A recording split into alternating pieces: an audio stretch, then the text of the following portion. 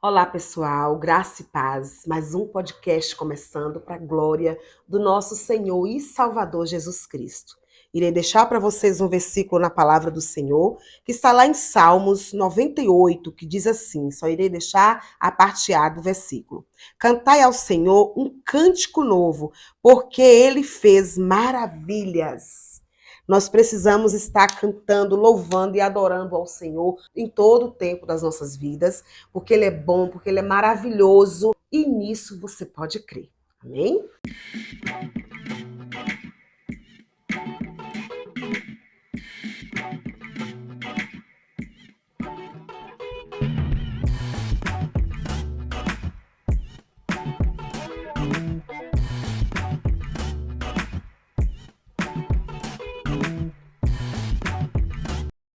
Olá, pessoal, sejam todos bem-vindos a mais um podcast, a mais um Pode Crer. Hoje nós estamos em Belo Campo, na queridinha do sudoeste da Bahia, essa cidade abençoada que Deus tem feito grandes coisas em nossas vidas neste lugar e nós somos muito gratos ao Senhor por isso. Quero te pedir, você que está assistindo pela primeira vez a esse canal, a esse podcast, que ainda não é inscrito, que por favor se inscreva, comente e compartilhe ao máximo, porque eu sei que a tua vida será abençoada através desse testemunho e você fazendo isso, outras pessoas também serão alcançadas com esse conteúdo e com os demais conteúdos que estão em meu canal. E lá no Instagram é Cristiane Cunha Oficial. Gostaria que você me seguisse, porque esse engajamento para o meu projeto é muito importante. Você não custa nada para você, mas para nós é importante, porque a plataforma compreende que o assunto é relevante e encaminhará mais pessoas. O nosso intuito é que todos vocês sejam abençoados. Amém? O convidado de hoje é o nosso irmão Diego, mais conhecido como Tocha. É um jovem que Deus separou com um propósito para estar adorando o nome dele e, através dos seus testemunhos, das suas experiências com Deus, resgatando outras vidas para o reino dos céus. Irmão, a paz do Senhor. A paz do Senhor, meu irmão. Muitíssimo obrigada, irmão, Obrigado a por ter você. aceitado o nosso convite. Quero te dizer que é uma honra muito grande estar sentada aqui com o irmão e gostaríamos de ouvir um pouco da sua história. Quem é Tocha, de onde veio, inclusive por que o Tocha, né? De onde veio, onde nasceu. E assim, a gente vai falando por etapa, Sim. né? De acordo com o nosso diálogo, a gente pode estar falando sobre Deus, né? Porque o nosso foco aqui é falar das bênçãos do Senhor em nossas vidas, Amém. né? É falar do Senhor para que outras vidas sejam alcançadas e restauradas, né? Amém. E aí eu queria saber de onde veio, Diego. Vamos lá, obrigado, Cris. Parabéns pelo seu trabalho. Amém. Acho lindo pessoas que o seu objetivo é o reino. Amém. Né? Aqui o objetivo seu não é status, Verdade. não é placa de igreja. Sim. E é alistar mais pessoas no exército sagrado, né? No exército dos céus. Eu me chamo Diego, meu nome completo é Diego Lima de Melo. Eu sou pai de 2 filhos lindos, Sara com 12 anos, vai fazer 12 anos agora no próximo ano, Paulo com 3 anos, sou casado com Késia, é o nome da minha esposa já há 15 anos. Amém. Né? Késia foi uma das minhas primeiras namoradas séria, a qual nós firmamos o compromisso e decidimos nos casar para andar no caminho certo. Eu sou nascido e criado na cidade de São Paulo, na periferia de São Paulo, no bairro do Capão Redondo. Porém, a minha família é daqui de Belo Campo, né? A minha avó e o meu avô são daqui, eles já não estão mais entre nós. E o meu avô morreu na época da pandemia. O meu avô chama Dionísio. A minha avó chama Lindaura, já tem um tempo que veio a falecer. A minha família é uma das maiores aqui da cidade, porque nós somos os Limas, né? E já tive tio que foi prefeito, Deguinho, meu tio, né? O meu outro tio que foi casado, que é tio da minha esposa, casado com a irmã da minha avó, seu Massu, o famoso seu Massu da cidade. O meu bisavô é o José Moço da Serrinha. Ah, E famoso, Serrinha José a Moço. Serrinha do José Moço. É... O José Moço é o meu bisavô. Esse Deguinho que o senhor se refere é o pai de Roberto Lima? Ah, Isso, eu fiz um podcast com ele maravilhoso. Inclusive, você que não assistiu, veja esse podcast com Roberto Lima, ficou perfeito. Ele sim. conta uma história de vida muito linda. São meus primos, Pode né? São continuar. primos da minha mãe. Sim, sim, pode ir E falando. depois de um bom tempo planejando vir para cá, Hum, as coisas começaram a acontecer e nós largamos praticamente todo o certo que nós tínhamos lá em São Paulo uhum, para vir viver, para se fosse uma pessoa carnal, né, nós viríamos viver o duvidoso, né, sim, o certo pelo duvidoso. Mas nós sabíamos que debaixo da nossa vinda para cá existe um um propósito, propósito. onde através do esporte que eu trabalho, Sim, eu sei que Deus tem um propósito em cima disso, amém. e através de tudo isso Deus tem feito nós se achegar a muitos jovens, e esses jovens têm se achegado a Cristo, né? Amém. Então, nós temos aqui em Belo Campo uma convivência com jovens de todas as igrejas. Glória a Deus. E o nosso maior objetivo é que eles entendam Uhum, que é melhor um dia na presença do Senhor do que 1000 em outros lugares. verdade. E jovens têm entendido isso. Jovens têm voltado para suas igrejas, outros Amém. decidiram estar caminhando com a gente na nossa igreja. E eu já estou aqui há 7 anos fazendo esse trabalho, né? Trabalho com luta na cidade, com esporte Muay Thai. Uhum. Inclusive eu vou tocar num assunto aqui Claro, fique à vontade. que eu estou muito triste porque Uhum, no nosso meio existe pessoas que talvez não tenham conhecimento bíblico, uhum. talvez acha que assumir um cargo na igreja é só ir lá e assumir.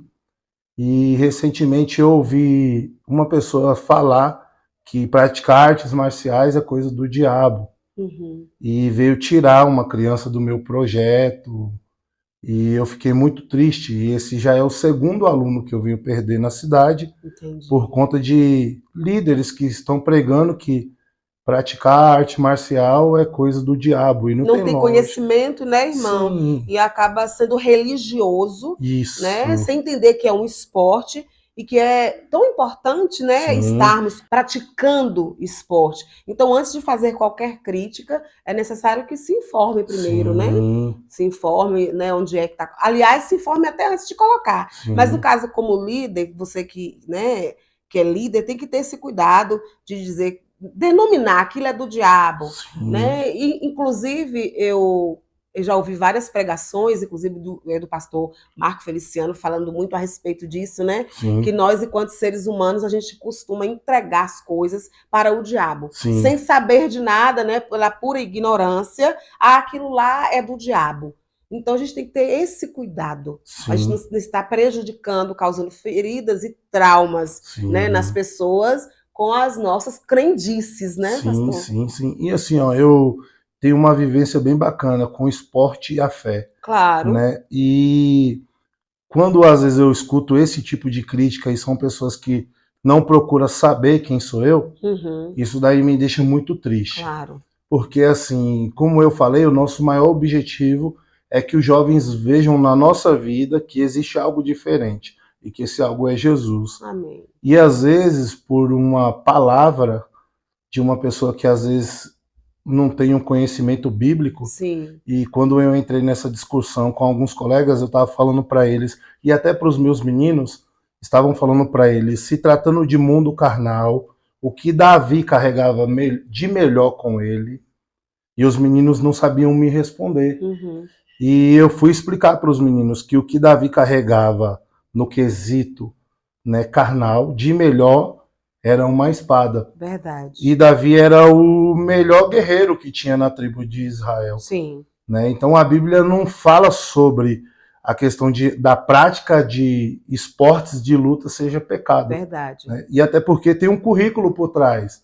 Eu não sou só um treinador de luta, eu sou formado em educação física, tenho projetos na cidade com alunos portadores de deficiência, né? Tenho projetos com alunos das escolas, dou aula no colégio do estado da cidade, como professor de educação física. Então, quando nós recebemos uma pancada assim, eu me venho a pensar, por que está cada vez mais difícil falar de Jesus para a juventude? Porque tem uma pregação assim bem forte do pastor Marcos Feliciano, que você citou, e que ele fala assim, no congresso, que aparentemente é no Gideão, e ele fala assim, cadê os jovens daqui? Vocês se preocuparam tanto com o bigode, com a calça, com o terno, e agora? Cadê a juventude daqui? E um dia eu estava num debate com colegas falando a respeito disso. E nós estamos vendo a nossa juventude trocar aquilo que é dos céus por coisas banais. E eles não têm mais em quem se espelhar. E às vezes, quando nós estamos ali plantando sementes, nós recebemos um adubo que acaba matando essa semente. É né? verdade. Porque é nesse sentido, nós estamos plantando semente. Aí vem alguém, tal, não de fora, mas que acompanha talvez a vida, e joga um adubo que é o adubo errado para aquela determinada semente, e essa semente vem morrer. Ou às vezes ela vem dar frutos adoentados, né? Verdade. Ou doentes, frutos doentes. E vale a pena ressaltar que no esporte é uma das coisas que mais ensina a disciplina. Sim. O meu filho Lucas, o caçula, ele participou, né, lá na sua academia. Sim. E a gente podia observar, inclusive, houve um atrito entre ele e um coleguinha que ele não teve reação.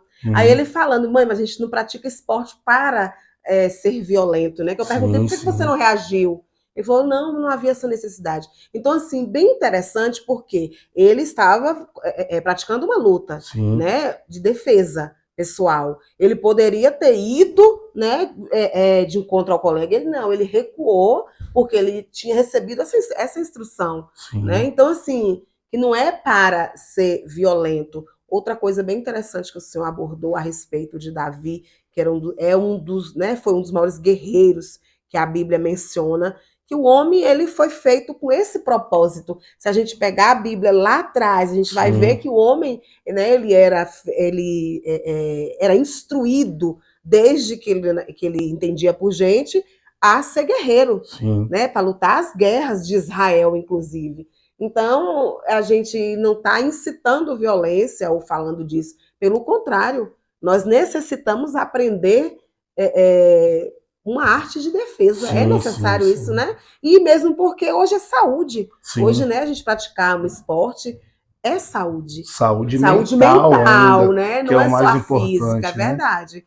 Que, inclusive, lá no meu setor, eu e umas colegas, a gente estava comentando esses dias, nós vamos procurar o irmão Diego, para a gente combinar um horário, que a gente não tem, né, muito tempo, porque nós necessitamos participar de alguma atividade física, e essa atividade, né, o jiu-jitsu seria ideal para a gente. Meu esposo sempre fala isso para mim, é bom você praticar um esporte, é necessário a gente ter, né, esse cuidado com a saúde também, na questão da defesa pessoal.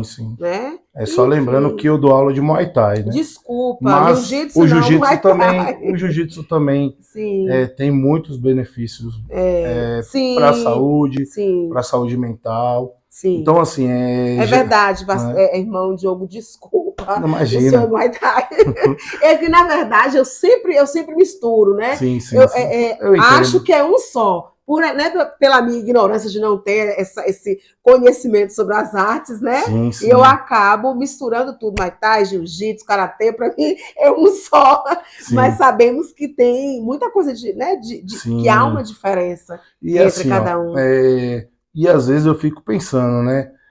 O que nós estamos fazendo para colaborar para o reino dos céus? Porque assim, nós entramos numa discussão muito ampla. E hoje nós vemos muitos santos dos santos dos santos dos santos, que ora 1000 horas de joelho, que passa 5 dias no monte. Mas e aí? Que tipo de fruto que a sua árvore tem dado para as pessoas degustar desse fruto, né? Sim. Não dizendo na contramão daquele pensamento que Jesus é amor e acabou, porque eu bem sei que Jesus também é justiça, Com certeza. E ele cuida do justo, ele deixa claro isso, né? A Bíblia deixa claro que ele cuida do justo. E para isso nós precisamos seguir o manual que é a Bíblia, né? Claro. E quando nós saímos de lá, nós saímos debaixo de uma luta. Eu cheguei aqui em Belo Campo, eu tinha um emprego lá em São Paulo de 12 anos, já tinha arrumado emprego em escolas e viemos tentar a vida aqui de uma maneira diferente, onde o nosso objetivo era qualidade de vida e propósito das coisas de Deus na nossa vida. E interessante que quando eu saí de lá, eu deixei uma igreja muito amorosa, né? Uma igreja muito bem organizada. E o meu pastor um dia teve uma conversa bem séria comigo e ele falou assim, irmão Tocha, que eles me chamam assim, e o porquê que você está indo para a Bahia? Eu só queria te dar um conselho. E Deus manda eu te dizer, você tem que ir para a Bahia primeiramente para cuidar da sua família. Amém. E quando ele falou isso aí para mim, eu fiquei pensando naquilo, né? Ele falou, e outra, Deus manda te dizer que você não está indo para lá cuidar da igreja do seu sogro, da sua sogra. Você está indo para lá cuidar da sua família. Amém. Que a igreja se começa dentro da nossa casa. Verdade. E quando nós chegamos aqui, foi uma luta, porque eu tinha uma oportunidade de trabalho garantido, porque eu tive uma oportunidade de conhecer a Elineusa, a diretora do colégio estadual, que hoje a escola tem o nome dela. E através de Elineusa e Cassiana, que tem ligação com a nossa família, soube que eu estava por aqui, com vontade de vir embora, com vontade de voltar para a terra dos meus pais, da minha mãe, e elas me deram uma oportunidade lá. E eu lembro que quando eu fui fazer essa entrevista, Elineusa gostou muito da minha conversa. Ela falava assim, eu acho interessante, tem um professor na sala de aula que dá aula de luta, né? E foi bem bacana. Eu fui embora, chegou lá, eu já comecei a organizar, Deus começou a fazer um rebuliço na nossa vida para nós vir. E quando foi um dia, eu orei a Deus e falei, se você está falando com todo mundo, isso, aquilo, agora eu preciso que o Senhor fale comigo. Amém. Não porque eu estava duvidando do Espírito Santo, né? E me lembrei uma passagem de Gideon, né? Quando ele foi pedir as confirmações para Deus, né? Verdade. E eu falava para Deus, eu preciso, Amém. porque aqui eu tenho um emprego bom, aqui eu não tenho um emprego ruim, aqui eu tenho minha casa, não pago aluguel, isso em São Paulo. Aqui a Kézia tem um salão dela, então eu preciso que o Senhor me dê confirmações. E aí Deus começou a abrir todos os caminhos necessários para me vir para cá. Amém. E quando nós decidimos vir para cá, nós alugamos uma casa na avenida principal e comprei um tatame, que eu já mexia com essas coisas de luta. E quando nós chegamos aqui, nós já chegamos direto para casa, porque eu falei para Deus, eu não quero ir para casa da minha sogra. Se o Senhor está me levando para lá, que o Senhor cuide de mim, cuide de mim. E nós arrumamos no mesmo dia que nós chegamos, a mudança já estava aí. E eu lembro que eu, ansioso, fui lá, montei o tatame na garagem, e a garagem tinha um portão de frente para a avenida principal, e o tatame parecia que tinha sido comprado para aquela garagem. E assim as coisas começaram a acontecer, né? Nós passamos bastante luta, e eu lembro que Deus usou uma irmã com nós, que para nós, para falar conosco, e nós estávamos em uma campanha de oração junto, e ela falava, você vai passar por uma caverna, mas vai ser só um período. vai chegar uma hora que você não vai dar conta dos seus trabalhos, das suas oportunidades, as pessoas vão te chamar e você vai acabar sendo conhecido pelo que você faz e também pelo que você é. Amém. E foi uma palavra bem forte, né? E as coisas começaram a acontecer. Então, às vezes as pessoas veem nós aqui em Belo Campo, acham que a nossa vida é fácil, que nós chegamos aqui, e foi tudo nós viemos para a terra que jorra mel, né? E não foi bem assim. Tudo foi no tempo de Deus. E Deus foi dando oportunidades com o esporte Muay Thai. A escola veio me chamar a trabalhar para assumir as aulas lá. E eu não me esqueço que eu estava orando e estava muito preocupado, porque eu abri o portão e falei, meu Deus do céu, me ajuda. Porque minha avó sempre quis que eu viesse morar aqui. Mas eu quero que o Senhor me ajuda, que eu estou vindo para uma cidade diferente, os costumes são diferentes, as oportunidades de trabalho são diferentes. Me ajude. E eu lembro que eu passei um período sem receber lá do Estado por conta de uma documentação e já tinha 3 meses, eu acho, por conta que a demora de eu entregar essa documentação, porque eu não tinha tempo de ir lá no NTE entregar, no setor responsável entregar esses documentos, e porque eu tinha que assumir as aulas, que os meninos já estavam sem professor na escola há um ano. E quando com 3 meses que eu estava na escola, chegou um dia dos professores e eu sem receber, preocupado, falando, o que eu vim viver aqui? O Senhor prometeu que vai cuidar de mim aqui, mas eu sou um homem. Os homens têm um jeito de pensar diferente. Nós somos o provedor. Nós estamos para proteger a nossa família. Nós, cristãos, temos um embasamento bíblico que nós escolhemos seguir. E nós somos os provedores. Verdade. E eu lembro que eu cheguei na escola e eu estava vendo uma festa e os alunos fazendo homenagens para mim. E quando eu desci da escola a pé, que eu morava pertinho, eu chorei muito com aquilo, porque eu estava passando um momento tão difícil, e ainda estava conseguindo entregar o melhor de mim para os meus alunos. Maravilha. E eu lembro que todo mundo, eles fizeram... Quando foi de tarde, eu cheguei na escola, que eu trabalhava os 2 períodos do mesmo jeito, eles fazendo letra de canção e faziam uma homenagem para mim, sempre para mim e para outro professor, mas eu estava em todas. Isso com 4 meses na escola. E eu comecei a entender, eu falei, eu acho que Deus quer me honrar neste lugar. E assim as coisas foram acontecendo. Hoje, o nosso maior objetivo é ajudar a juventude da minha cidade. O nosso maior sonho é ver os nossos alunos, as pessoas que passaram por mim, pela minha esposa, se formando em medicina, se formando em qualquer que seja o curso, conquistando qualquer que seja o sonho. Mas nós também temos sede de ver esses jovens entregando a vida deles a Jesus.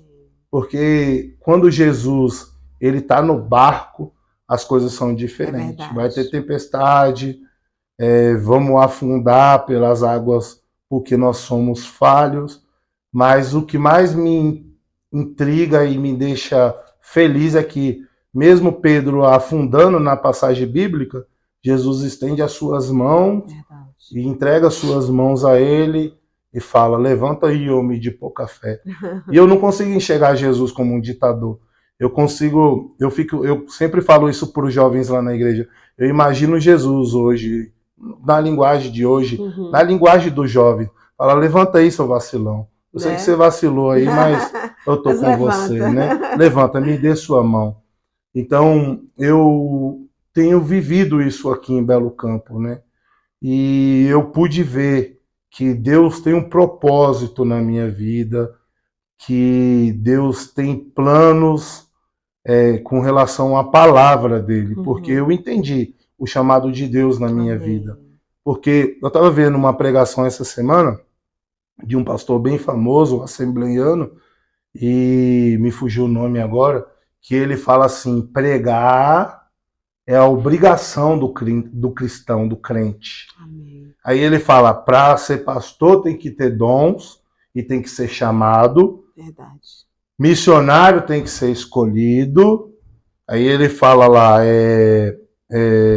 mas para pregar a palavra de Deus, a Bíblia não fala nada. Verdade. A Bíblia fala, ide, pregai o evangelho a toda criatura. Uma ordem para todos. Então né? é uma ordem para todos. E às vezes eu vejo assim, nossos filhos ter vergonha de falar de Jesus para os colegas. Sim. Isso, às vezes eu fico percebendo. Isso é triste, né? No decorrer da minha caminhada aqui em Belo Campo, como eu sou muito popular entre a juventude, eu fico pensando, meu Deus, até em Sara, minha filha, eu percebo isso, porque às vezes Jesus para o mundo é um careta, né? E eu fico pensando, meu Deus, o que está acontecendo? O que nós temos que fazer para mudar, tentar mudar? Porque nós sabemos que tudo isso é bíblico. Eu sei que qualquer pregador que assistir essa nossa entrevista vai falar, mas está escrito na Bíblia. Mas até a vinda de Jesus, que a Bíblia diz que nem os anjos do céu sabem o dia, a hora, o tempo, nada. O que nós estamos fazendo para mudar o quadro? Estamos cruzando o braço e dizendo, é porque isso daí é bíblico. E eu tenho pensado muito a respeito disso, sabe, Cris? Como que tem sido a nossa vida? Porque às vezes o testemunho nosso, ele fala muito mais do que a nossa boca. Né?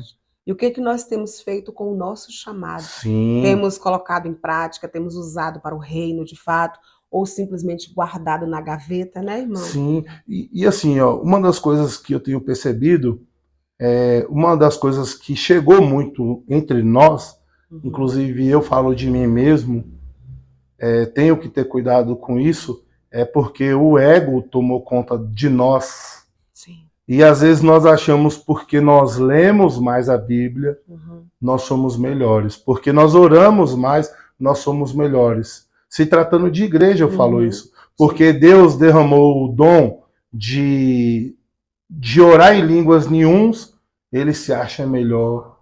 Mas aí, quando nós vamos ver que Deus separou todo mundo para fazer alguma coisa, eu fico pensando, Deus, me dê sabedoria de falar pouco, de ouvir mais, de aprender mais e de pregar a sua palavra. Né? Porque hoje está difícil falar com jovens. Verdade. E eu tenho falado assim para os meus colegas, líderes aqui da cidade, pastores. Eu falo, pregar para crente é muito fácil. Pregar para crente é muito fácil. Pode me colocar aí na maior igreja da cidade, lotada, com gente lá fora, que é fácil pregar para crente. Agora, o que é difícil é para pregar para quem não é crente. Verdade. E eu tenho percebido, nós estamos ficando acostumados com a nossa vida alheia, vou usar esse termo. E talvez isso gere até polêmica no meio nosso, né? Aqui na nossa cidade, por conta das falas, de um posicionamento forte e firme. E eu fico vendo, jovens precisam de ajuda. Verdade. Jovens, o que eu tenho visto hoje, Cris, desculpa falar demais, não, porque realmente eu falo demais mesmo, eu sou um adulto com TDAH, então eu não posso perder o meu raciocínio. Sim. E assim, eu tenho visto muitos jovens na nossa cidade, você sabe o que eu estou falando, você trabalha na área social, com problemas de depressão. Verdade.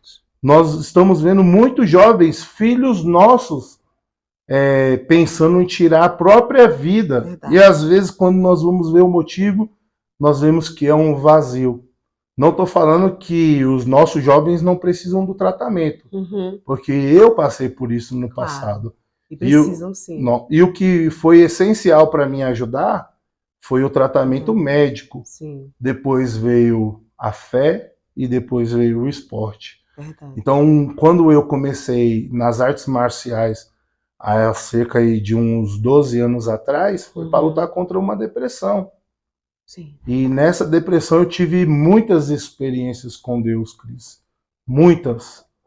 Eu me lembro que eu era de uma igreja batista tradicional. Posso falar um pouco sobre o meu encontro com Jesus? Sim, já ia perguntar. Inclusive, Né? a pergunta seria: o senhor é crente de berço? Não. Ou quando foi esse encontro com Jesus?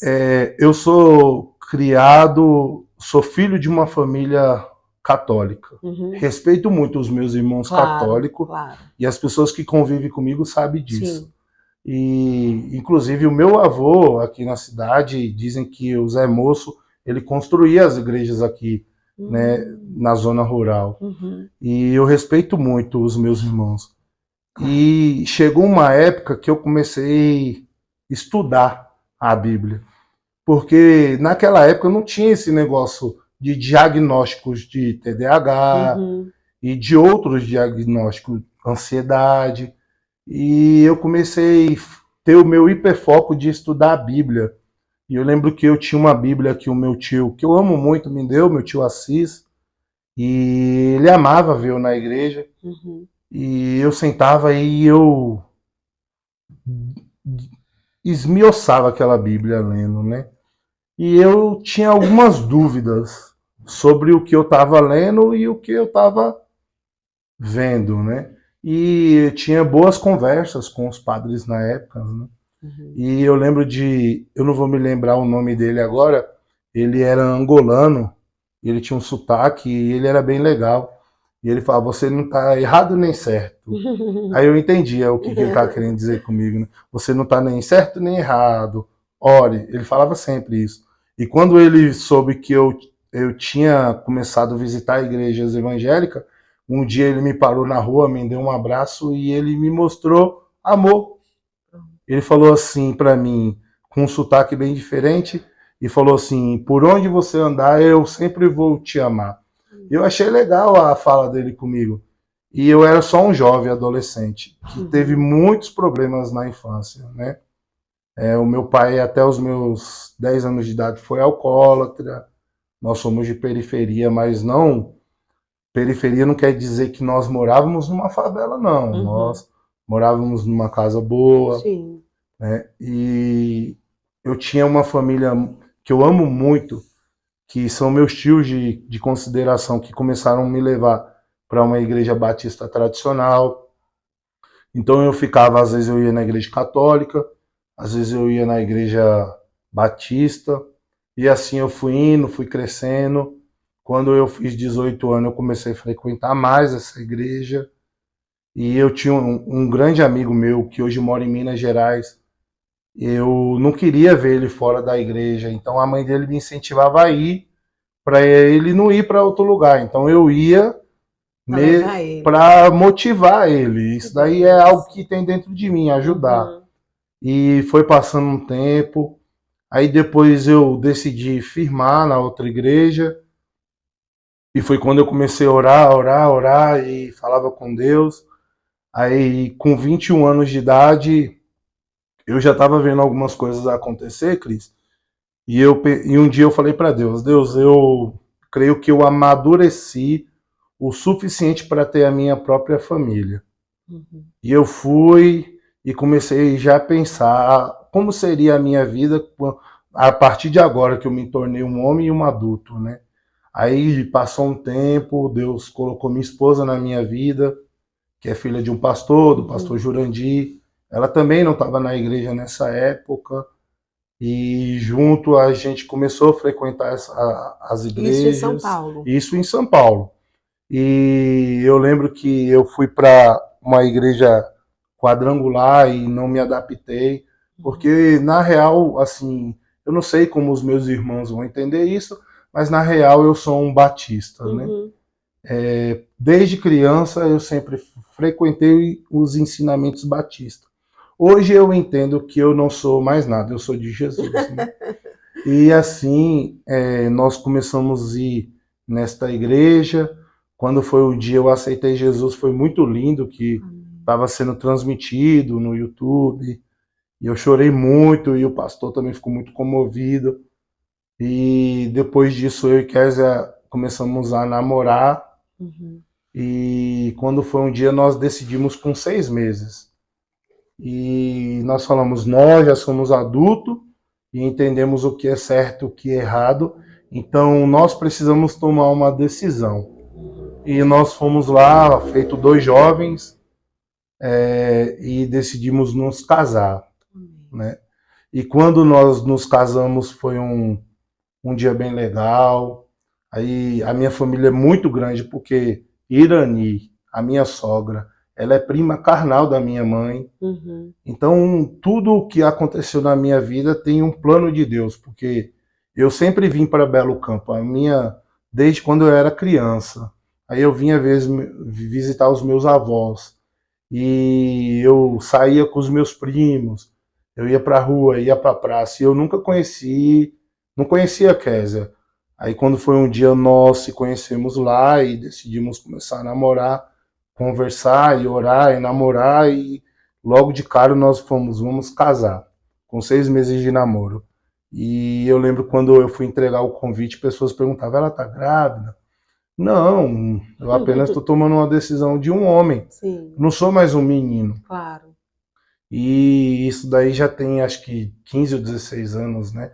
Que nós estamos juntos. E aí Casaram jovem, né? Sim, casamos jovem. Bem jovem. E foi assim, ó, quando eu decidi casar, eu lembro que nós decidimos procurar alguém para nos dar um suporte. A igreja que nós estávamos indo, porém eu não estava me adaptando, ela era em um bairro vizinho. Eu sou do Capão Redondo e a igreja no Campo Limpo. Uhum. Aí eu lembrei da igreja da tia Marina, que são pessoas que sempre me ajudou em tudo, em tudo.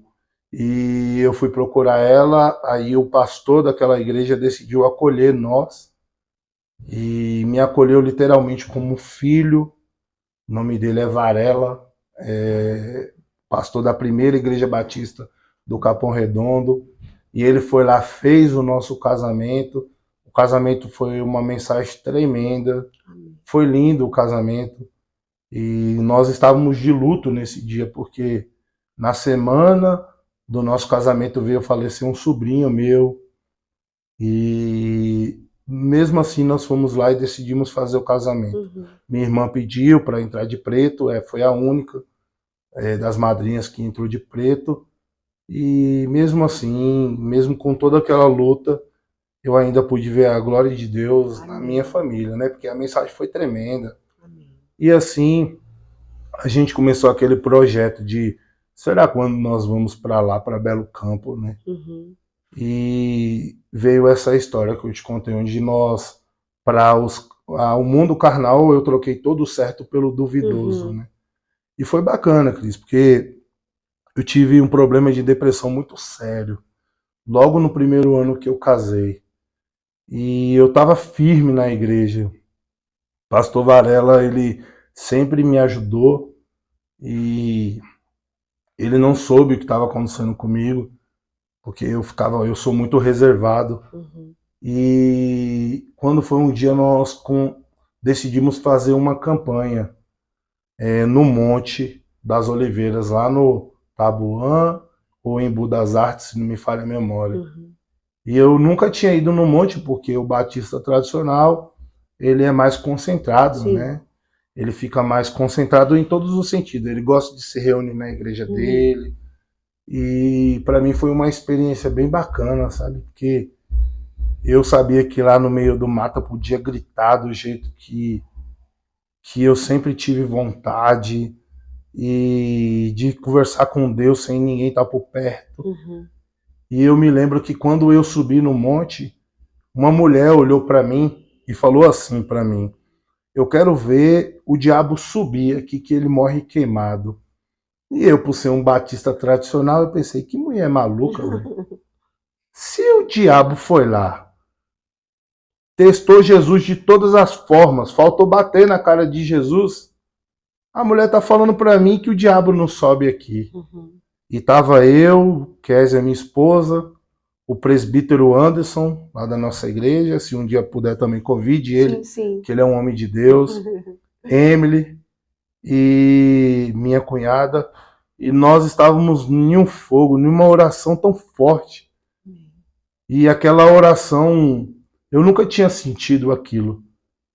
E do nada chegou uma pessoa do meu lado e falou no meu ouvido: eu preciso orar por você.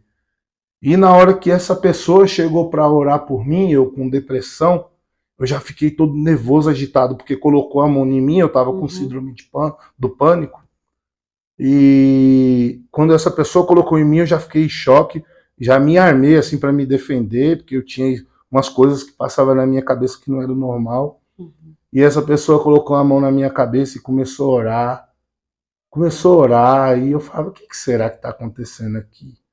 E eu lembrei daquela mulher falando que o diabo não subia lá. Eu falei: o que está acontecendo aqui não é coisa do Deus que eu clamo, mas é coisa do mundo espiritual. E ele botou a mão na minha cabeça e me empurrava, aí cai, eu sentei no chão e abri meus olhos para ver qual seria a atitude dele.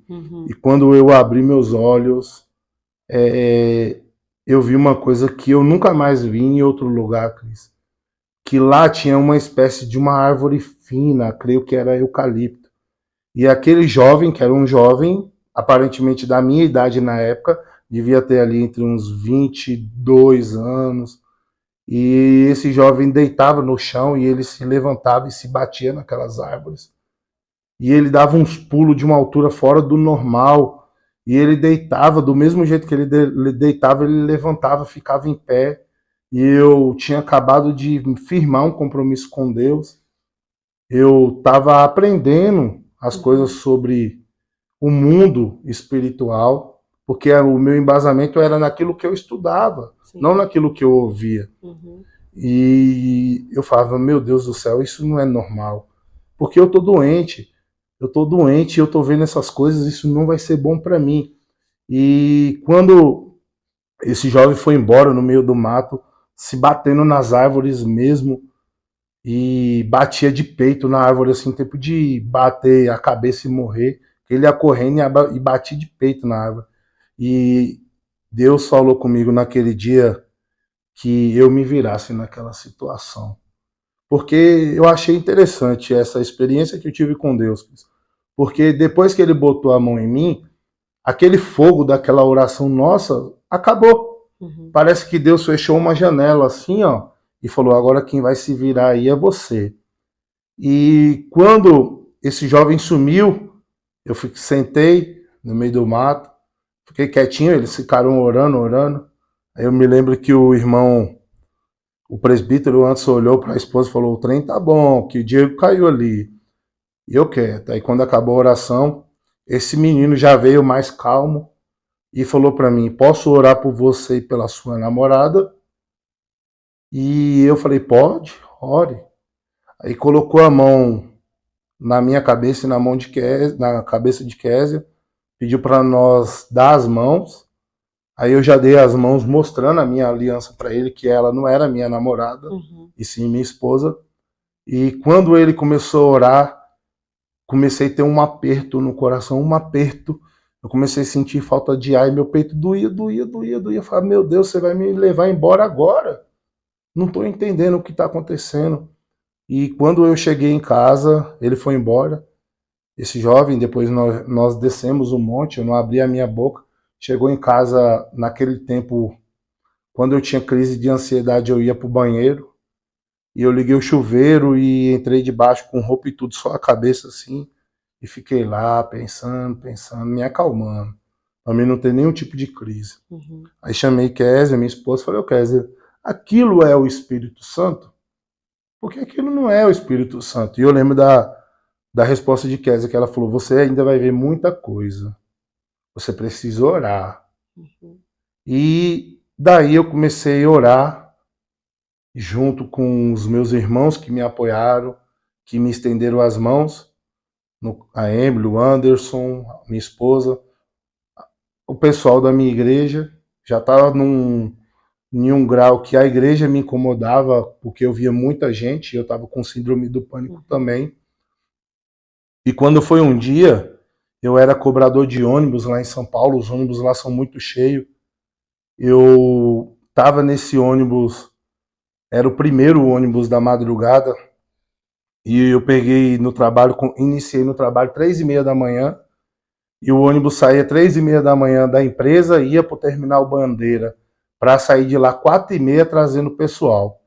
E São Paulo não dorme. Se você vê os ônibus cheios de dia, de noite também é cheio. Verdade. Já morei em São Paulo. E aqueles ônibus, um ônibus de 2 articulação, né? De 2 sanfonas, para usar um termo simples. Isso. E aquele ônibus foi lotando, irmã. Foi lotando. E um frio em São Paulo, a sensação térmica era abaixo de 3 graus.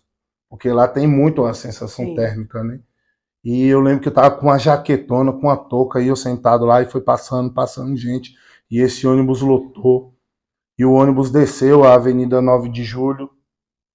E quando ele entrou na Avenida São Gabriel, chamada lá em São Paulo, entrou um homem. Um homem assim, aparentemente de minha idade hoje, uns 36 anos. E esse homem estava com a camiseta regata. E esse homem sentou, em vez dele sentar no banco, ele sentou no encosto do banco no alto, abriu a janela e ele ficava se abanando porque ele estava sentindo calor. Ele estava sentindo calor. Aí quando chegou no início da Avenida Santa Amaro, o ônibus esvaziou. Ficou só as pessoas que vai para a Zona Sul, para o Capão Redondo, para o Jardim São Luís. E ficaram só pessoas sentadas no ônibus. E aquele homem começou a falar umas coisas com uma língua bem estranha, assim, rouca. E eu pensando, meu Deus, isso daí já tem uns 16 anos, né? Mas, meu Deus do céu, o que eu vou fazer? Porque eu vejo lá eles fazendo na igreja, botar a mão e orar, porque eu não vou dar porrada nele, né? E esse homem, ele ficava incomodado. Aí ele chegou em mim e falou pra mim assim, você tá com medo de mim? Eu falei, não, eu não tenho medo de ninguém, não. Eu só tô cansado, com sono, 3h30 da manhã, e orando em pensamento, né? E ele falou assim, você tem medo de mim, sim. Com uma voz bem feia. Eu falei, não tenho medo de ninguém, não. Eu falei, se o senhor pôr a mão em mim, aí eu vou ter que me defender. Mas eu não tenho medo do senhor. Aí ele voltou, sentou no banco. Aí ele levantou de novo e falou para mim, você sabia que você e aquela sua mulher não vai ter paz? Aí eu falei assim, e você conhece minha mulher de onde? Porque eu não entendia. Tinha acabado de firmar na igreja. Sim. E ele voltou e sentou no seu lugar. Aí ele começou a correr dentro do ônibus e abrir todas as janelas. E o ônibus bem grande. E abrindo a janela e ele falando palavrão, calor, calor, calor, calor. Aí ele veio para mim e falou assim, conheço sim, aquela baianinha lá. E eu falei, meu Deus do céu. Aí aquilo lá mexeu comigo. E eu falei, eu acho que esse homem que está vindo até mim é do mundo espiritual. E eu tenho que ser sábio no que eu vou falar. Porque não existe conversa com o demônio. Verdade. E eu pensando, meu Deus do céu, vou botar a mão nesse homem e orar?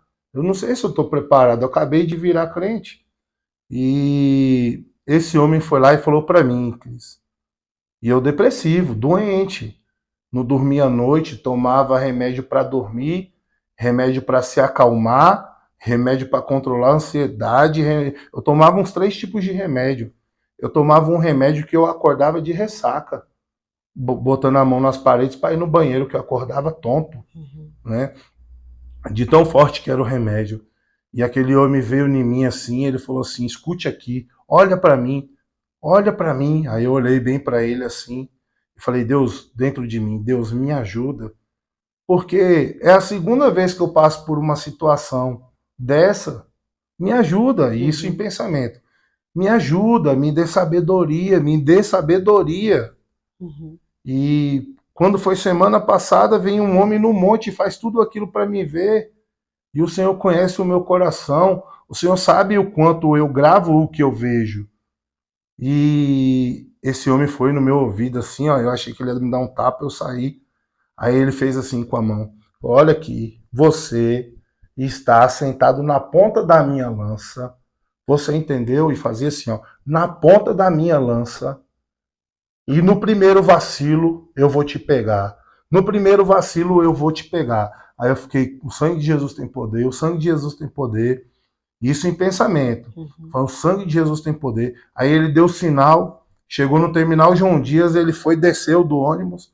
Aí o motorista estava dirigindo, o motorista estava quando ele parou o ônibus no terminal João Dias, ele acendeu a luz dele, falou: ô Toshi, e aí, tá de boa aí? Se precisar de ajuda, tô aqui. Aí me mostrou lá um negócio para se defender. Eu falei: não, não é nada não. Ele falou: mas o cara tá voltando aí. Aí o cara voltou na minha janela. Aí ele levantou, abriu a porta da frente, ficou em pé. Cuidado, vê se ele não tá armado. Aí ele foi na minha janela lá do ônibus e falou assim: você está sentado na ponta da minha lança.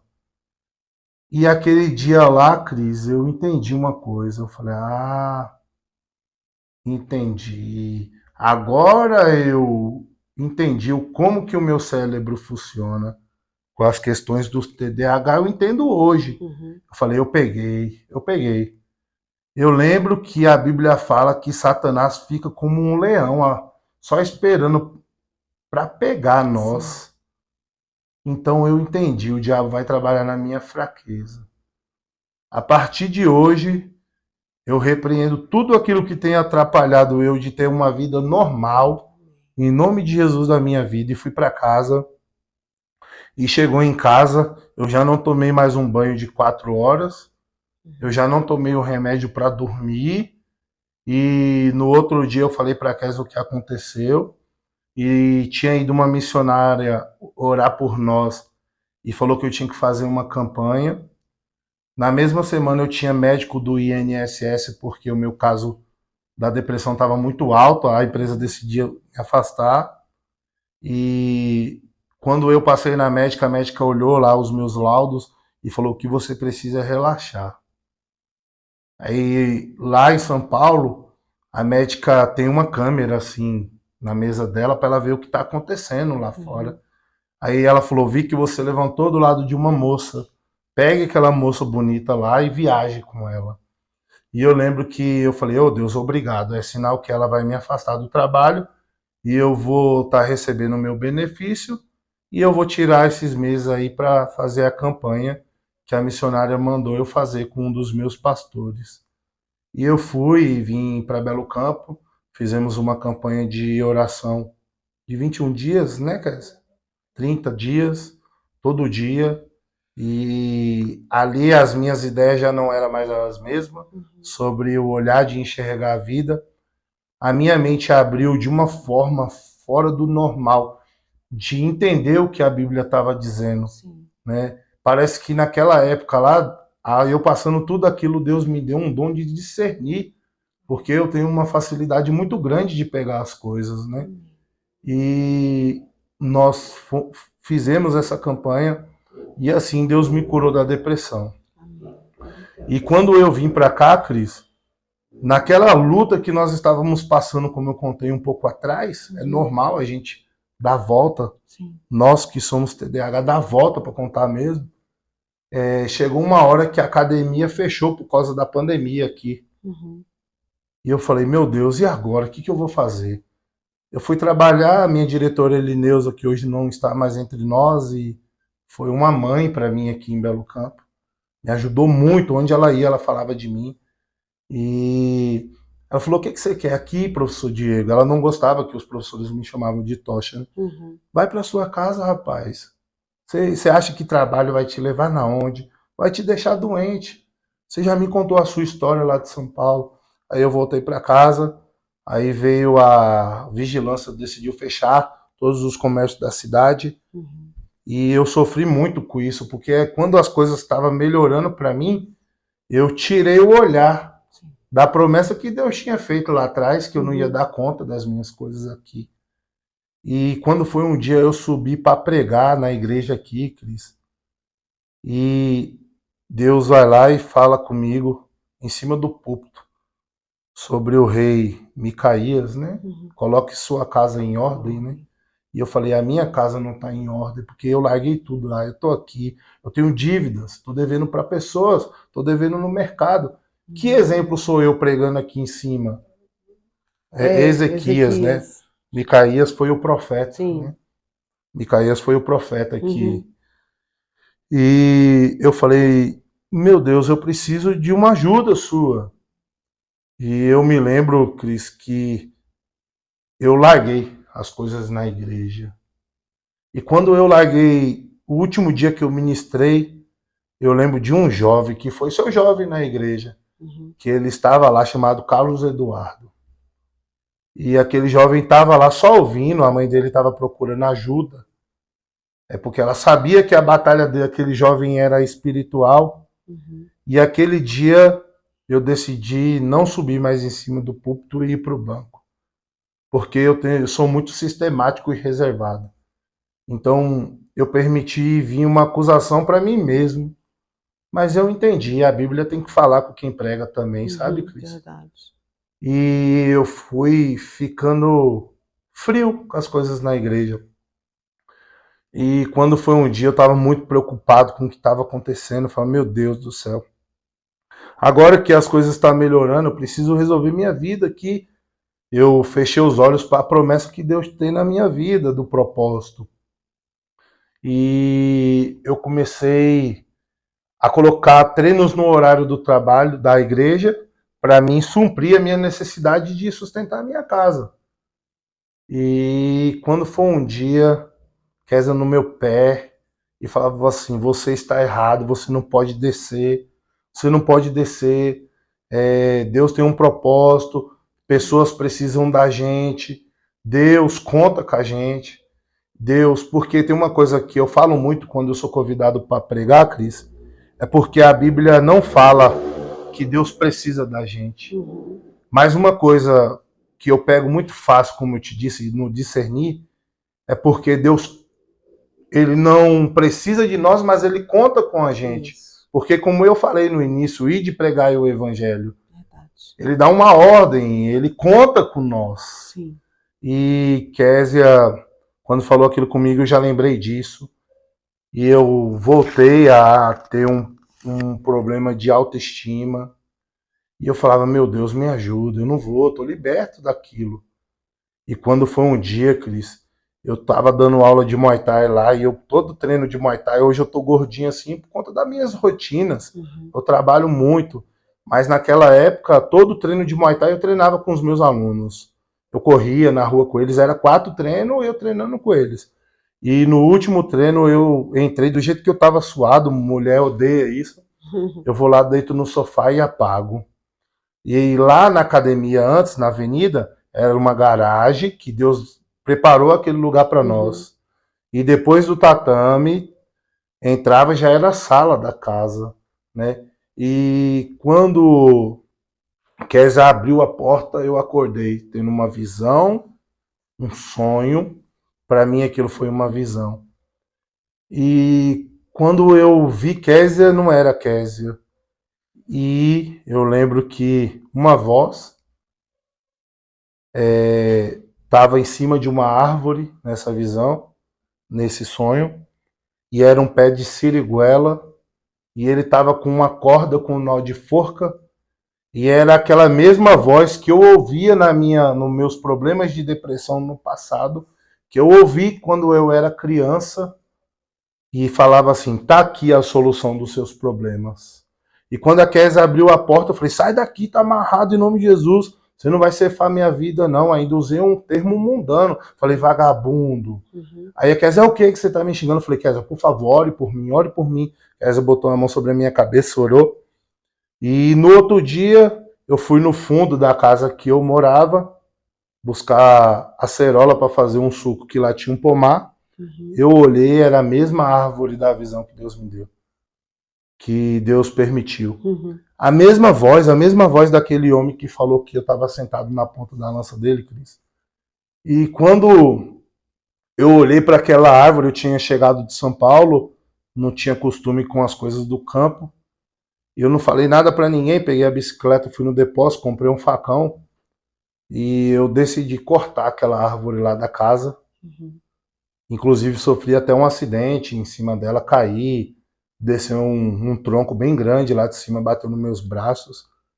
E às vezes eu conto para os meus meninos essa história e eles falam o porquê que eu decidi cortar a árvore, e eu falo para eles porque eu aprendi com a minha avó que o mal se corta pela raiz. Uhum. Porque se ele me chamou para ir para aquela árvore uma vez, ele ia me chamar de novo. E por incrível que pareça, no mesmo dia aconteceu um caso muito triste aqui na cidade de suicídio, né? E eu fiquei pensando, caramba, aquela voz veio até mim e foi até outra pessoa Sim. também. Isso daí já tem uns 6 anos, né, Kézia? Né? Uns 6, 7 anos por aí. Então, eu tenho muita experiência com Deus, Cris. E às vezes eu estou vendo muito o mundo cristão fechando os olhos para as pessoas que têm experiência com Deus e acha que, assim, talvez por orar mais, por ficar no monte mais, ele tem mais unção do que pessoas que Deus vai lá e escolhe, né? E eu tenho visto assim, eu acredito e percebi isso. Deus tem um chamado na minha vida, Amém. com o meu esporte. Igual às vezes eu tô em um evento de luta, Cris. Eu acho tão lindo isso. E eu sempre falei para os meus meninos, um dos meus sonhos é ser uma referência do esporte Muay Thai aqui na Bahia. E às vezes eu chego em um lugar, as pessoas vêm, pô, professor Tocha, é uma honra, tá? Eu vou tirar uma foto com você. Eu fico feliz com aquilo. Eu falo, meu Deus, Deus não tá me honrando igual ele me prometeu. Mas por conta das coisas que eu tenho feito também. Né? Igual ontem no grupo de jovens lá, que a pastora Odete foi ministrar a bispo, e eu dei um tema para a mensagem, que eu sou o líder. E o tema era fidelidade gera recompensa. E eu falo, Deus, com todos os meus defeitos, Deus tem olhado as coisas que têm ocorrido aqui. E às vezes os meninos me chamam assim, me param, Tocha, você pode fazer uma oração por nós? Amém. De outra equipe, de outra cidade. Uhum. E os meus meninos ficam assim, olhando, né? Igual teve um dia que nós fomos para Cândido Sales. E eu estava contando para eles o que, através do Muay Thai, já aconteceu na minha vida, né? O que Deus já permitiu acontecer. E eu lembro que eu contando testemunho para eles, e eles viajando, assim, pensando. Nós fretamos um táxi para ir nesse dia. Uhum. E eu não parava de falar, e eu falava, Deus me honra. Porque Deus, ele honra o justo. E quando eu cheguei lá no evento, eu tinha programado sentar com minha esposa para assistir as lutas. Aí vem os meninos, me tira do lugar que eu estava, me leva para o vestiário para me ajudar eles lá a preparar outros atletas. Eu não tinha atleta nesse dia. Uhum. E um grande amigo meu, que é uma referência aqui na Bahia, me convida para mim estar com ele em cima do octódromo, né? Lá dando uma força para os atletas dele, junto na luta principal, disputa de cinturão. Aí os meninos lá embaixo, lá, tipo, o professor acabou de falar que Deus honra. E eu acho interessante, como Deus honra nós, às vezes, na simplicidade, Cris. Uhum. Porque o mundo hoje é forte, as minhas falas. Nós vemos um mundo hoje cristão de vaidade. Verdade. E nós estamos se esquecendo da simplicidade. Igual, eu sempre falo para os meninos, Deus escolheu todo mundo. Esses dias eu estava pregando para eles lá, me mostre na Bíblia que foi o povo que escolheu Saul. Me mostre. Uhum. Me mostre. Eu quero que mostre. Vocês me dêem uma certeza que o povo pediu Saul. Não, o povo pediu um rei. Uhum. E Samuel ficou triste com aquilo. E quando Samuel vai levar a Deus que o povo pediu um rei, que daí que vem aquele velho ditado da voz do povo é a voz de Deus, né? Provavelmente veio daí. Deus prepara uma situação e fala, eles querem um rei, beleza. Mas tem aquele homem ali. E a Bíblia vai dizer que ele era o mais forte e o mais bonito. Uhum. Aí Deus cria toda uma situação para Saul chegar ao encontro de Samuel. Porque dá a entender na Bíblia que Saul era tão cabeça dura que ele nem sabia quem era Samuel. Uhum. Né? Aí some lá uma criação de sua família e ele chega até Saul e Saul decide falar para ele, a partir de hoje, vou usar as minhas palavras, a sua vida vai mudar porque você foi escolhido para ser o rei de Israel. E Saul, ele que mais aconteceu com ele foi a vaidade dele, Verdade. né? Porque você vai ver depois que Saul, ele teve todas as armas que Davi teve também. Só que a soberba dele, a vaidade dele, talvez por ele achar que ele era o melhor soldado, o soldado mais alto, o soldado mais bonito. A Bíblia não deixa claro isso. Mas quando a gente vai olhar a mente das pessoas, você vê que o ego tomou conta de Saul, a soberba, e Saul decide desobedecer a Deus. E outra coisa que eu tenho visto também, porque eu amo a história de Davi, sabe, Cris? Eu falo para os meninos que eu sou um simples estudioso da história de Davi. Quando Deus decide escolher Davi, e ele vem daí também que Deus não olha a aparência assim, o coração, mas um bordão que a gente sempre usa no mundo, e às vezes justifica o amor de Deus com isso, e se esquece que Deus é justiça. Nós vemos que Davi começa a fazer as coisas no tempo de Deus, igual fala lá em Eclesiastes. Há tempo para todas as coisas. Verdade. E Davi não decide passar os bois na frente da carroça, igual dizia o meu avô Dionísio. Né? E eu fico maravilhado com a história de Davi, que Davi era só um menino, ele decide, porque Deus também criou uma situação igual criou para Saul. Só que agora Davi vai levar o quê? Alimento para os seus irmãos na guerra. E Deus permite Davi ver um gigante, o melhor soldado filisteu, afrontar o seu povo e o seu Deus. E Davi, como um menino, ele assumir a responsabilidade de comprar aquela batalha. E às vezes o que eu vejo no mundo cristão é isso. Eu vejo que os meus irmãos estão lutando contra o inimigo, os filisteus do mundo espiritual. Vamos dar um exemplo, uma depressão. E eu não tenho coragem de ir lá ajudar o meu irmão. Aí eu tô sabendo que o meu irmão, ele deu uma deslizada e tá partindo pro alcoolismo. Eu não tenho coragem de ir lá ajudar o meu irmão a lutar contra o gigante dele. E eu tenho percebido muito isso. Eu falo, meu Deus do céu, na onde nós vamos chegar? Porque a Bíblia fala que o amor de muitos iriam se esfriar, mas o amor nosso, primeiro nosso, eu sei que tudo vai se cumprir, sei disso, mas está começando primeiramente por nós, igreja. E eu lembro que Davi chega, afronta o gigante, derruba o gigante com a pedra e com a sua arma. E a atitude linda que eu vejo muito o pessoal pregar no Instagram, que hoje tudo é Instagram, e Davi tira a espada e corta a cabeça do gigante Golias, né? Aí eu me lembro, cortar pela raiz, né, do que nós estávamos falando. Sim. Corta fora aquilo que vai te atrapalhar. E depois, quando Davi decidiu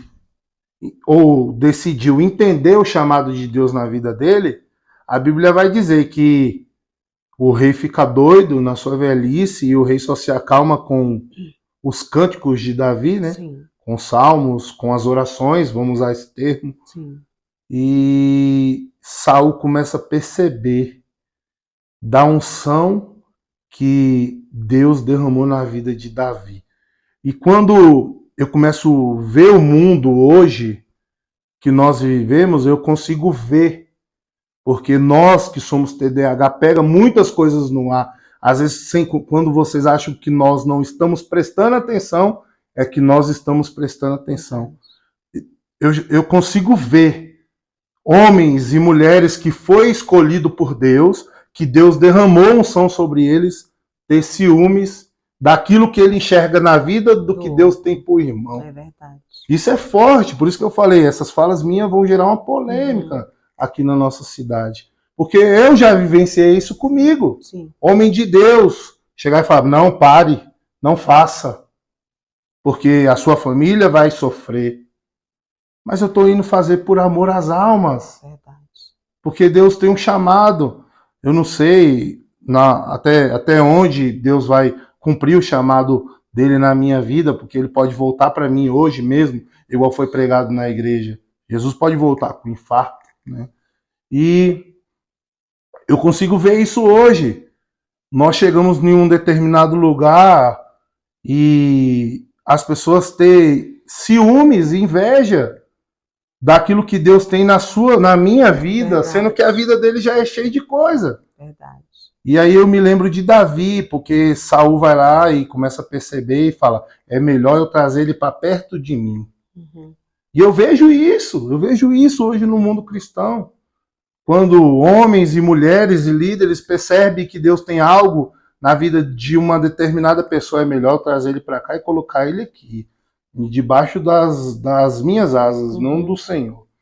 É forte. Eu sei que eu vou ser criticado por falar isso. Mas E é uma realidade, né? uma realidade que nós estamos uma triste de olho. Realidade, né? Nós estamos fechando os nossos olhos. E nós vamos ver que Davi, quando ele começa a entender que Deus tem um chamado na vida dele, ele começa a também ter aquela questão: vou ficar mais aqui perto do rei. E nós vamos ver que Saul um dia tenta matar Davi, e ele fala: vai lá, busca um monte de cabeça dos meus inimigos, e se você me trazer essas cabeças, eu te dou minha filha para casar. Olha a estratégia de Saul. Eu perdi o reinado. Não é mais a minha cadeira essa cadeira. Mas eu tenho que deixar uma porção do sangue meu andando com aquele que Deus escolheu. Olha a astúcia de Saul. Aí Davi vai, faz o que Saul pede e se casa com a sua filha. E Deus, ele não é cego. Deus ainda faz com que essa filha seja estéril. Porque o desejo de Saul era o quê? Ter um lugarzinho ali. E Deus falou: não, você não faz mais parte daqui. E essa mulher se torna estéril, né? Não dá um filho para o rei. E nós vamos ver que o rei continua fazendo tudo aquilo no tempo de Deus. E tem uma palavra muito forte que eu escuto muito. Às vezes gera muito polêmica entre eu e minha esposa, porque eu tenho visto muita gente usar isso. Porque vai dizer que de todas as tentativas que Davi teve, oportunidades, desculpa, não tentativas, oportunidades que Davi teve de matar Saul, nenhuma delas Davi corta com a sua espada um pedaço da sua roupa e leva. E ele fala: eu não vou tocar nenhum ungido do Senhor. E eu tenho visto isso no nosso meio. Muito ser usado esse termo. Muito ser usado essa fala: ninguém toque no ungido do Senhor. Mas o ungido do Senhor que Davi estava falando, Cris, era quem? Era Saul. Saul foi um péssimo rei, um péssimo cristão, um péssimo pai. Você quer ser esse ungido de Deus? Que se refere a essa mensagem bíblica? Não toque em mim porque eu sou ungido do Senhor. E tá lá o santarrão no erro, na escuridão, e não toque em mim que eu sou ungido do Senhor. E nós sabemos como foi o fim de Saul, porque Saul morreu pela sua... Ele era tão orgulhoso que ele morreu pela sua própria espada. E nós vamos ver Davi seguindo para fazer o que Deus tinha de planos na vida dele. E em um caminhar, Davi vai lá e dá um deslize. Porque provavelmente a soberba de Davi tomou conta. Ele era um homem. Ser humano. Né? Um homem segundo o coração de Deus, mas era um ser humano. Ele não era Deus, era um homem segundo o coração de Deus. E provavelmente dá a entender que Davi vê aquela mulher bonita tomando banho e fala: chama ela lá. E eu fico às vezes pensando, né, assim, quando eu vejo algumas ministrações, que mulher que o rei chamasse e falasse para ela: você tem que se deitar comigo, ela não iria se deitar? Verdade. Então Davi, ele começou a errar desde o início. Esses dias eu ouvi uma pregação na internet colocando a culpa em Betseba. Eu fiquei pensando: meu Deus do céu, Davi que errou ele. Como que o rei vai lá e chama a mulher e fala: você vai ter que se deitar comigo, porque eu tô apaixonado por você. E Davi decide se deitar, depois decide manipular, monta um plano para matar o seu marido e não teve jeito. E não teve jeito para Davi. Até Deus usar um homem de ir lá e de afrontar ele e falar: ó, Davi, você errou e acabou. Uhum. Você pegou a criação do seu vizinho. Que ele conta uma parábola, né? Eu Isso. sei que pessoas que vão Do assistir, visitante, que vão assistir esse podcast seu, procure ler a Bíblia no livro de 1 Samuel, Sim. 2 Samuel, para entender a história de Davi. E Natan fala: esse homem é você, Davi. Uhum. Esse homem é você, esse homem falcatrua, safado, pilantra, maldoso, malicioso. É você, Davi. E Davi não abriu a boca para falar nada. E Davi foi depois aos pés do Senhor, porque ele sabia que aquela criança já ia nascer com uma consequência do pecado. Verdade. E Davi não olhou e falou: não toque no ungido do Senhor, falou para Natan. Davi não falou para Natan: fique quieto que eu sou o rei. Uhum. Fique quieto porque o meu chamado é maior que o seu. Davi não olhou para Natan e falou: abaixa sua bola aí, porque Verdade. o líder principal é eu. Você é só uma ovelha. Igual eu já passei por situações de dar um recado de Deus a um líder, ele fala: baixa a bola aí que você é só uma ovelha. E esse líder estava em pecado e muito feio, viu? Isso lá em São Paulo. E pecadão. E a ovelha sentou e ficou quieta. E então hoje nós vemos assim o que nós estamos fazendo para mudar todo esse contexto de ver as igrejas com os bancos vazios, as igrejas fazendo campanhas para encher as igrejas, porque as pessoas estão mais preocupadas com a benção do que com o dono da benção, né? Com a cura do que com o dono da cura. E eu lembro que uma das coisas que os meus pastores lá em São Paulo falavam é que bênção acontece até no fundo de casa. Milagres acontecem até no fundo do quintal. E assim é a minha vida aqui, Cris. Eu tenho tentado, através de um esporte, através da minha vida, da vida da minha esposa, abrir os olhos da juventude. Sim. Que Jesus existe, que Jesus ele existiu e depois que ele partiu ele ainda deixou um cuidador para nós, que é o Espírito Santo, que também é ele mesmo, porque é uma trindade. Verdade. E é uma das coisas que eu mais falo com a galera, porque hoje eu vejo o mundo, e quando eu falo mundo, eu sei que todo lugar está assim. A senhora sabe do que eu estou falando, que nós já tivemos algumas conversas lá na escola do Estado. Nós estamos vivendo em um período onde a juventude está demonizando os pais. Verdade. Terrível, Né? Então, na onde eu estou querendo chegar? Kézia fala algo para minha filha Sara, dá um conselho. Uhum. Sara fica numa revolta com Kézia. Agora, se é um de fora que fala, é o mesmo conselho, Sara consegue absorver. Verdade. Aí, às vezes, o pai dá um conselho para o filho está passando por uma luta, e o filho chega até mim e me pede um conselho, eu falo: não, mas eu não sou psicólogo. Você precisa procurar um psicólogo, um psiquiatra. Não, professor Tocha, mas eu queria que o senhor falasse algo para mim. E às vezes eu vou lá e falo a mesma coisa que o pai está falando, porque eu já vivenciei experiências assim aqui, e esse jovem simplesmente me abraça e começa a chorar. Então, nós estamos vivendo em um mundo muito louco, onde o evangelho está sendo adaptado para fazer os gostos de pessoas que não querem seguir a verdade. Ninguém quer falar a verdade. Ninguém. Eu falo para os meninos que romantizando o evangelho, não tem lógica, né? E acaba que tendo crentes vazios, sem base, sem estrutura.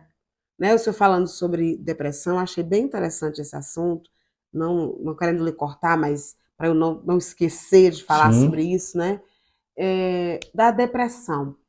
Porque enquanto o mundo lá fora não compreender, a gente releva. Mas hoje o maior problema é que dentro das igrejas, o número de pessoas com depressão tem sido muito grande. Sim. Mas as pessoas não querem procurar um médico, né? Não querem procurar um profissional, no caso, um psicólogo, um psiquiatra, talvez pelo medo, o receio de assumir que está com esse problema, Sim, né? Porque dentro da igreja pode sofrer também essa discriminação. Aí é sim. falta de Deus, Não existe né? A isso, não pessoa existe. está com depressão porque não ora, está com Sim, depressão porque não busca a Deus, e não é bem assim. Nós somos seres humanos, estamos suscetíveis, né, a doenças, a problemas. Então, se você que estiver assistindo, estiver enfrentando um problema como esse, né, uma sim, depressão, uma ansiedade, e talvez não queira procurar nenhum profissional